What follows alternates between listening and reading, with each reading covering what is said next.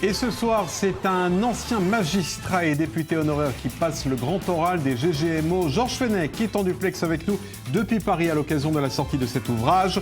L'ensauvagement de la France, la responsabilité des juges et des politiques, c'est paru aux éditions du Rocher. Et toujours à mes côtés pour vous interroger, un spécialiste de politique, Clément Vérénal, et un spécialiste des questions sécuritaires, Olivier Rafovitch, colonel de réserve de Tsahal. Juste avant la pause, Georges Fenech, on parlait de cette situation en France, mais Olivier Rafovitch se permettait de faire un parallèle avec la situation en Israël. Et j'aimerais vous entendre là-dessus, Georges Fenech, parce que c'est vrai que cet équilibre délicat entre pouvoir politique et pouvoir judiciaire, vous le connaissez, puisque vous-même, vous nous l'avez même rappelé en première partie d'émission, vous avez été et homme politique et homme de justice. On vit en ce moment même cet équilibre délicat en Israël, où une partie du pays est dans la rue pour défendre le gouvernement, une autre partie est dans la rue pour défendre la Cour suprême, menacée de perdre certaines de ses prérogatives. Quel est votre regard sur la situation israélienne ? Mais écoutez, j'ai l'impression qu'il y a une forme d'hystérie à ce sujet. Je rappelle un grand principe que toutes les démocraties doivent observer. Le respect du suffrage universel. Le pouvoir, la légitimité, elle appartient au peuple et donc à ses représentants. Il ne peut pas y avoir de pouvoir législatif à des gens nommés. Il ne peut pas y avoir d'un contre-pouvoir contre le pouvoir du peuple, voyez-vous. Et je pense que la situation aujourd'hui en Israël est le fruit finalement d'une absence, je dirais, de constitution. Si on fait la comparaison avec la France, nos magistrats, enfin nos juges, nos conseillers du Conseil constitutionnel doivent vérifier la conformité des lois à la loi suprême qui est la loi constitutionnelle. En aucun cas, ils ne peuvent juger de leur opportunité. Or, ce qui se passe aujourd'hui en Israël, c'est que la Cour suprême s'est arrogée peu à peu un certain pouvoir d'appréciation de l'opportunité des décisions sous la jurisprudence de la clause de la raisonnabilité. C'est-à-dire que vous avez des juges qui ne détiennent pas le suffrage universel et qui vont dire aux représentants du peuple s'ils sont raisonnables ou pas. Là, il y a quelque chose qui me gêne. Je pense que c'est contre la démocratie. Il aurait fallu sans doute s'y prendre autrement, si vous me le permettez. Je n'ai pas de conseils à donner, mais je vois difficilement la Knesset venir le lendemain d'une décision de la Cour suprême, revenir sur une décision de la Cour suprême. Je pense que la véritable réforme aurait été d'abord d'avoir un texte constitutionnel et pas uniquement des lois fondamentales, mais dans la mesure où il y a des lois fondamentales en Israël, rappeler aux juges de la Cour suprême qu'ils sont là pour vérifier si l'action gouvernementale est conforme ou non aux lois fondamentales, et pas sur leur caractère raisonnable ou pas, sans quoi il n'y a plus de volonté du suffrage universel qui s'exprime par l'intermédiaire de son Parlement. On voit que vous êtes connaisseur, Georges Fenech, de la situation en Israël, parce que vous avez parfaitement compris les rouages et les dessous du conflit qui se joue ici même.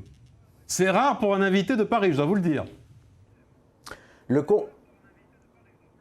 conflit qui se joue en Israël, c'est tout simplement la survie de la démocratie en Israël.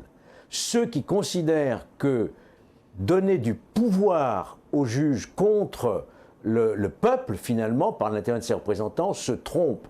Ils font fausse route. Et toute cette affaire est biaisée, si vous voulez, par le fait que, comme le Premier ministre Netanyahou fait l'objet de poursuites depuis un certain nombre d'années, les Israéliens ont le sentiment qu'il veut faire voter ces dispositions pour se protéger lui-même du pouvoir des juges. C'est totalement biaisé. Regardez ce qui s'est passé en France. Le président Macron a été le premier, et là je lui en sais gré, à mettre un terme à ce que nous avons appelé la jurisprudence Balladur.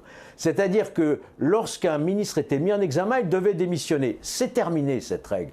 Et quand je vois que chez vous, la Cour suprême annule la nomination d'un ministre, un ministre de l'Intérieur, qui plus est, je me dis, mais où il est le pouvoir? Il est entre les mains des représentants du peuple ou entre des juges qui sont nommés et qui n'ont pas de responsabilité directe devant le peuple. Ça, c'est un vrai sujet de démocratie. Ben écoutez, Georges Fenech, on attend vos commentaires désormais sur les plateaux israéliens. Tout à fait. Parce que vous êtes visiblement aussi fin connaisseur de la situation politique française que israélienne. Nos téléspectateurs seront ou en accord ou en désaccord avec vous. En tout cas, ce qui est sûr, c'est que vous avez compris les tenants et les aboutissants. Clément Vérénal. Oui, j'aimerais revenir sur une question judiciaire, mais avec forcément quelques implications politiques et qui concerne l'actualité de ces derniers jours. Vous le savez bien sûr, puisque vous êtes un fin observateur de la vie publique et également magistrat. Vous savez que Éric Zemmour, après avoir été relaxé à 2 reprises pour ses propos contestables sur la période de Vichy, vient d'être renvoyé à nouveau devant un tribunal correctionnel à la suite d'une cassation surprise, d'une décision surprise donc de la Cour de cassation. Et certains s'en félicitent, d'autres ne manquent pas de dénoncer ce qu'ils considèrent être un dévoiement de la loi Guessot, la loi qui interdit de contester les crimes contre l'humanité. Quel est votre sentiment sur cette affaire? Est-ce que vous pouvez nous apporter un éclairage? Non, je crois qu'il y a une forme d'acharnement, me semble-t-il, sur Éric Zemmour, que nous connaissons bien, qui n'est certainement pas le personnage qu'on veut décrire, et qui depuis maintenant quelques années, dénonce ce qu'en réalité je viens de dénoncer également dans ce livre, c'est-à-dire une mainmise des juges sur le pouvoir politique, avec une idéologie qu'on cherche à imposer, et d'une certaine manière faire taire tous ceux qui ne sont pas dans cette doxa. Et donc on va leur faire des procès en sorcellerie pour les discréditer, et en les discréditant, on va évidemment discréditer leur discours. Moi, je suis contre cette judiciarisation du débat politique. Le débat politique, il doit se tenir dans les enceintes politiques, devant les médias, n'ont rien à faire devant les tribunaux, sauf évidemment si vous enfreignez la loi et si vous commettez par exemple un délit de négationnisme ou d'atteinte à la mémoire du génocide par exemple. Mais là c'est prévu par la loi. Mais autrement vous devez avoir une liberté totale de vous exprimer dans une démocratie, et judiciariser ce débat, c'est affaiblir encore une fois le débat démocratique. Georges Fenech, allons un petit peu plus loin si vous voulez bien, puisque vous le dénoncez, on l'entend d'ailleurs dans cette émission depuis le début, y compris dans votre ouvrage, le pouvoir des juges. Ça on a compris, c'est votre thèse. Mais dans votre livre, il y a d'autres passages intéressants qui prouvent que même la suite n'est pas résolue. Vous citez par exemple un propos de l'ancien président du Conseil français du culte musulman, Dalil Boubaker. Et voilà ce qu'il dit. La prison est désormais, selon les meilleures études, la pouponnière du djihadisme. Donc quand bien même les juges n'enverraient pas toutes les personnes qu'il faudrait selon vous en prison, même cette prison, lorsqu'elle est appliquée, provoque les auteurs peut-être de futurs attentats ou d'actes absolument terribles.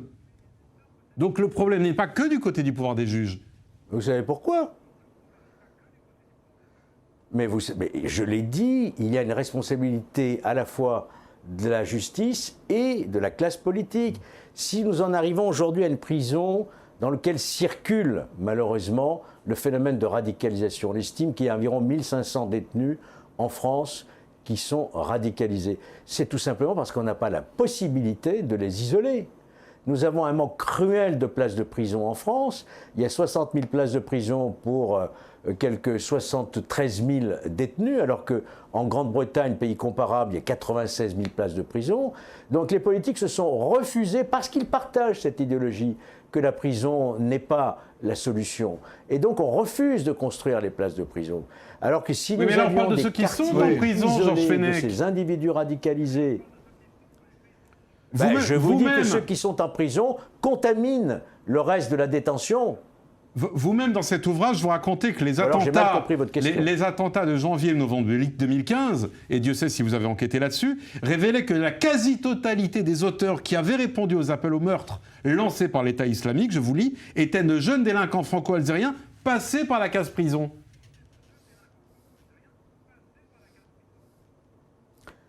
Mais là, encore une fois, je n'apporte pas un scoop. C'est un fait que la quasi-totalité des auteurs contre l'hypercachère, contre Charlie Hebdo, contre le Bataclan, étaient des délinquants passés par la case prison, qui avaient échappé à toute surveillance, qui avaient rejoint Raqqa et Mossoul et qui étaient revenus pour commettre leurs attentats. C'est la faiblesse de notre système judiciaire et notre système de protection de notre espace Schengen qui est en cause. Si le terroriste Abdelhamid Abaoud a pu circuler en toute liberté, au nez à la barbe de toutes les polices européennes, c'est qu'on est incapable d'assurer une surveillance de ces individus. Et d'ailleurs, ça a été reconnu par nos services de renseignement, que ce soit la DGSE ou la DGSI. Donc aujourd'hui, on a élevé le niveau de protection depuis les attentats de 2015, si vous voulez. Mais c'est bien nous qui n'avons pas vu, nous, les pouvoirs publics, qui n'avaient pas tenu compte des signaux qui arrivaient dans notre pays sur cette radicalisation qui nous a explosé, je vous rappelle quand même 260 morts en l'espace de quelques années. Olivier Erfovitch. Monsieur Fenech, au-delà de ce que vous dites, qui est tout à fait juste, encore une fois, c'est une description terrifiante d'une situation que la France connaît depuis maintenant des années, il y a un élément que vous avez peut-être mis de côté, c'est la politique française pro-arabe et surtout pro-palestinienne. Parce que quelque part, pendant des années, à droite comme à gauche d'ailleurs, on soutient les terroristes palestiniens qui tuent des centaines d'Israéliens dans des cafés, dans des restaurants. On les soutient plus ou moins. En tout cas, on ne sait pas comment vraiment ne pas les soutenir. En tout cas, on ne soutient pas Israël pendant des années. Et on a une politique qui veut être différente en France. Mais quelque part, il y a cette dynamique horrible de vases communicants. C'est-à-dire que le terrorisme chez nous, il arrive aussi chez vous et un peu partout. On ne peut pas être à la fois, on va dire, pas très pro-israélien quand Israël se bat contre des terroristes, et puis être fondamentalement anti-islamiste en France. Parce qu'il faut savoir que le conflit israélo-arabe est également importé en France parce qu'il y a également eu, de la part de beaucoup de gens en France, une compréhension que la France soutenait un certain type d'islamisme lorsqu'il était en dehors des frontières de la France. Donc on a soutenu des islamistes en dehors de la France, et puis quand ils sont arrivés en France, on a compris que c'était un gros problème. C'est une erreur que la France a commise. D'autres pays européens ne l'ont pas commis, cette erreur-là. Et je pense que la France devrait aussi, à un moment donné, comprendre que d'avoir été pendant des années contre Israël, d'avoir eu une politique arabe franche contre Israël, eh bien malheureusement a eu également un prix très lourd, malheureusement, que nous voyons avec beaucoup de tristesse du côté israélien. Georges Fenech. Oui. Non, permettez-moi, mon colonel, de vous faire part de mon sentiment. Je crois que vous avez une vision trop abrupte de ce qu'est la position française sur le conflit israélo-palestinien. Je ne crois pas. Je ne crois pas qu'on puisse dire que la France a une politique... Non, je vous donne mon sentiment, vous en prie. Permettez. Je vous en prie. Je ne crois pas qu'on puisse dire que la France a une politique pro-arabe ou pro-palestinienne. La ligne politique française, sous la gauche comme sous la droite, ça a toujours été une politique qui prône l'existence de deux États séparés. Vous le savez très bien. Il ne s'agit pas d'aller contre la politique d'Israël. Par contre, là, vous avez raison, c'est qu'il y a un courant en France, qu'on appelle chez nous le courant islamo-gauchiste, qui tient ce propos. Et suivez mon regard, notamment du côté de la France insoumise et Jean-Luc Mélenchon, qui tient ces propos-là. Et d'ailleurs, souvenez-vous, ils ont essayé de faire adopter à l'Assemblée nationale le fait qu'Israël aurait mis en place un régime d'apartheid. Évidemment, c'était absolument injurieux quand on connaît en plus la place qui est faite aux Arabes, notamment à la Knesset, à la société civile. Donc il n'y a pas de sujet. Mais il y a effectivement ce courant islamo-gauchiste, mais qui représente une minorité dans notre pays. La position de la France a été une position de défense des intérêts d'Israël, bien entendu, mais en même temps s'acheminer vers une paix durable. Je rappelle quand même que c'est la France qui a soigné Yasser Arafat en espérant pouvoir, entre guillemets, arriver à un traitement... Enfin, il est quand même parti à Paris pour se faire soigner. C'était très mal en point. Et très mal en point. C'est-à-dire que la France, quelque part, a voulu jouer. Encore une fois, c'est un fait. Je connais la situation, je pense pas moins que vous à ce niveau-là. La France a voulu jouer ce rôle de défenseur des Palestiniens, n'est-ce pas? Et quelque part, elle a reçu des ricochets dans son territoire, dans des banlieues, qui ont joué l'intifada contre les autorités françaises.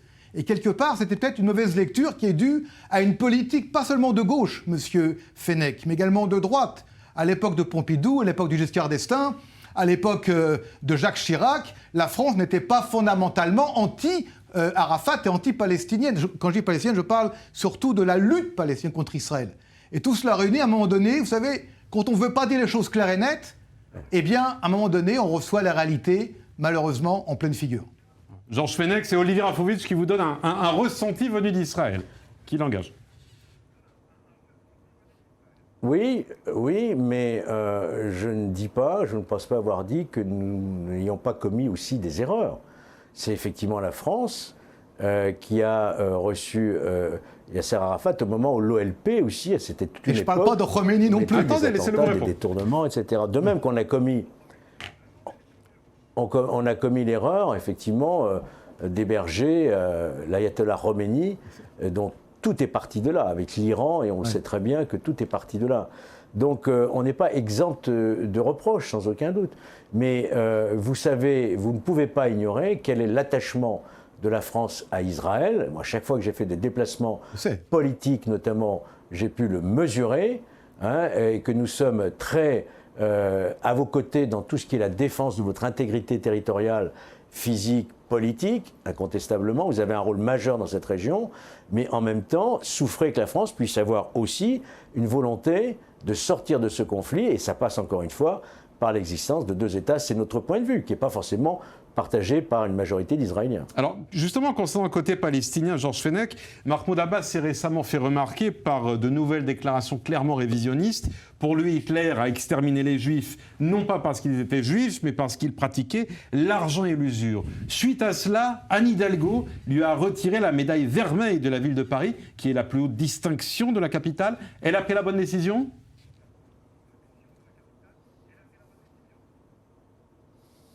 Mais évidemment qu'elle a pris la bonne décision. Moi, je me demande si M. Mahmoud Abbas n'a pas un problème aujourd'hui de vieillesse, hein, pour pas être injurieux. Comment peut-on soutenir une chose pareille ? Et vous avez vu qu'il avait rajouté aussi, c'était pas d'antisémitisme puisque les Ashkénazes ne sont pas des sémites. Enfin, il y a un moment où on se demande s'il a toujours toute sa lucidité. Oui. Et Anne Hidalgo, que par ailleurs je critique beaucoup, je salue sa décision, car les propos de Mahmoud Abbas sont absolument intolérables et insupportables. Oui, mais alors, est-ce que dans de telles conditions, puisque vous parliez de la position d'équilibre que veut garder la France, Mahmoud Abbas doit rester, et pour la France et pour l'Europe, le partenaire privilégié pour la paix ? Ouais, écoutez, là, ça dépasse mes compétences, hein.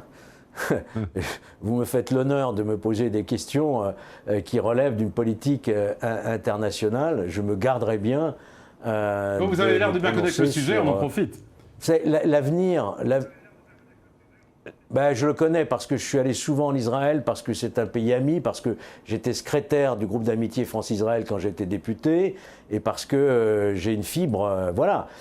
Donc je suis tout ce qui se passe, je vous ai rencontré, j'ai fait des reportages chez vous, souvenez-vous, ici même, à Tel Aviv, sur ce plateau.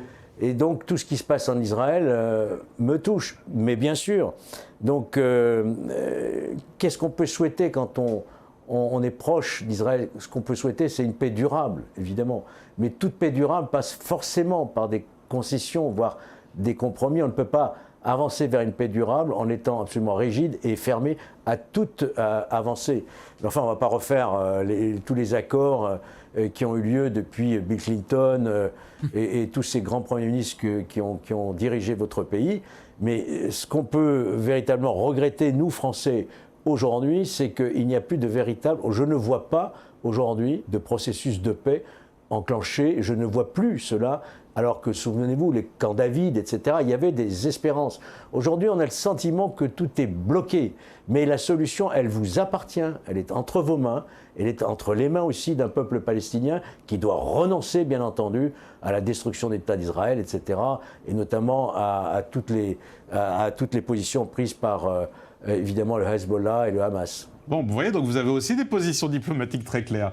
Georges Fenech, je vous remercie. On arrive maintenant, il nous reste un petit peu plus de... Eh oui, c'est ça la télé. Il nous reste un petit peu plus de 5 minutes. Je voudrais quand même, pour conclure et pour les 5 dernières minutes, revenir sur votre ouvrage et le message qui est le vôtre avec Clément Vérénal. Oui, et puisqu'on évoquait à l'instant la question de l'antisémitisme, j'ai cru comprendre d'ailleurs tout à l'heure qu'à propos d'Éric Zemmour, vous n'étiez pas loin de suggérer qu'il y avait une instrumentalisation des articles du Code pénal contre l'antisémitisme à des fins politiques. Et dans votre livre, vous-même, vous racontez que vous en avez fait les frais, vous avez été vous-même l'objet d'une cabale vous accusant d'antisémitisme, alors que vous étiez représentant d'un syndicat de magistrats de droite. Est-ce que vous pouvez nous raconter, nous donner des précisions sur cette affaire qui vous a, je crois, beaucoup marqué ? C'est un épisode très douloureux de ma carrière de magistrat. Et j'ai voulu effectivement pour la première fois l'écrire dans ce livre, ce qui est arrivé. Moi, j'avais été poursuivi sur un billet d'humeur qui avait été fait par un magistrat de la Cour de cassation, qui avait échappé à mon contrôle, et j'étais poursuivi comme directeur de publication. Ce billet avait une forme de connotation antisémite, bien que l'auteur s'en ait toujours défendu et qu'il n'avait jamais eu dans sa carrière de reproches de cette nature-là. Hein. C'était un conseiller de Pierre Ménuri à l'époque, paix à son âme aujourd'hui. Bon, moi j'ai été quasiment relaxé puisque j'étais dispensé de peine en tant que directeur de publication, ce qui équivalait à une relaxe, mais on a utilisé, si vous voulez, cette affaire, on l'a montée de toutes pièces, il faut imaginer, à l'époque, ça faisait la une du journal Le Monde, etc. Pourquoi en réalité ? À travers le discrédit qui était porté contre le président d'APM que j'étais, on discréditait ainsi tout un courant qui s'opposait au syndicat de la magistrature, qui avait l'audace d'aller à l'encontre de l'hégémonie à ce moment-là du syndicat de la magistrature. Et finalement, ils ont réussi, puisque j'ai démissionné à l'époque de ma présidence et qu'aujourd'hui, ce syndicat n'existe plus ou pratiquement plus. C'est ça que je vous dis, ils sont capables, si vous voulez, à travers une instrumentalisation de la justice, à travers aussi le soutien de certains médias acquis à la cause, de discréditer l'adversaire. C'est le fameux point Godwin, pour l'empêcher de s'exprimer. C'est ce que vit actuellement Éric Zemmour. Alors justement, il y a une suggestion que vous faites dans votre livre qui m'a intéressé, qui n'est pas passé inaperçu. Vous appelez à la création, je vous cite, d'une commission d'enquête parlementaire sur les influences à caractère politique au sein de la magistrature. Est-ce que vous pensez réellement être entendu, parvenir à la création d'une telle commission, et quels pourraient être les résultats de ces travaux ? Mais si on ne prend pas le chemin courageux d'extirper ce poison de la politisation de la justice en France, on n'en sortira pas. Il faut rappeler ce que c'est qu'un juge qui doit appliquer la loi. Vous ne pouvez pas dire que juger est un acte politique comme ils le disent. Et au législateur à donner les moyens à la justice de remplir ses missions. Or, aujourd'hui, ça n'est pas le cas. Donc, ce que je souhaiterais, que j'appelle de mes voeux, et que peut-être un jour l'occasion m'en sera donnée à nouveau, pourquoi pas, il ne faut jamais dire je renonce à toute action politique, c'est de créer, mais au vu de tous les Français, une commission d'enquête pour montrer quel est ce phénomène en France, typiquement français, de politisation de l'action judiciaire, et où ça nous a amené. Je pense que si on commençait à avoir cette lucidité, cette transparence, on pourrait peut-être trouver les moyens d'y remédier. Il nous reste 2 minutes tout juste. Ce sera la dernière question de cette émission avec Olivier Rafovitch. Une question courte et une réponse courte, s'il vous plaît, messieurs. Olivier Rafovitch. Juste un élément, c'est qu'en Israël, nous sommes aussi, comme vous le savez, face aux terroristes, face à cette criminalité souvent d'origine terroriste. Mais à différence de la France, on a à peu près 10 fois plus d'hommes de sécurité du renseignement à la proportionnelle qu'on a en France.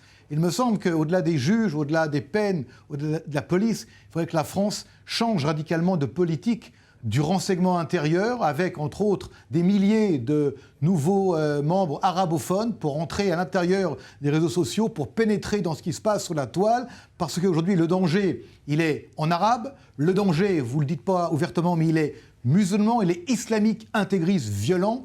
Et c'est ça, à 90%, la raison du problème. Et tant que la France n'osera pas dire clairement et mettre les moyens qu'il faut pour toucher ce problème-là, eh bien, il y aura d'autres problématiques qui, malheureusement, je dis bien, n'arriveront pas à trouver la solution au problème. Georges Fenech, je vous demande de répondre en 1 minute et ce sera la dernière minute de cette émission. Oui, mon colonel, j'ai présidé cette commission d'enquête, vous le savez. D'ailleurs, je me suis déplacé à Tel Aviv pour voir comment fonctionnaient vos services de renseignement. Également à New York, où j'ai pu visiter l'institution du DNI, Director National of Intelligence, comment ils ont réussi, après le 11 septembre, à faire en sorte que toutes les agences travaillent ensemble, échangent des informations. Nous l'avons proposé, à l'époque, c'était François Hollande, et ça a été mis en œuvre par Emmanuel Macron. Aujourd'hui, il existe un centre national de contre-terrorisme auprès du chef de l'État qui coordonne véritablement nos services de renseignement. On a aussi recruté énormément, effectivement, d'arabophones, notamment pour la surveillance des réseaux. Tout cela a énormément progressé grâce à votre expérience dont on a tiré les conséquences et grâce aussi à une nouvelle volonté parce qu'on a pris conscience du danger terroriste. Merci Georges Fenech. L'ensauvagement de la France, c'est votre dernier ouvrage paru aux éditions du Rocher. Merci Olivier Rafovitch, Clément Vérénal. Nous on se retrouve demain pour le débat des GGMO. À demain.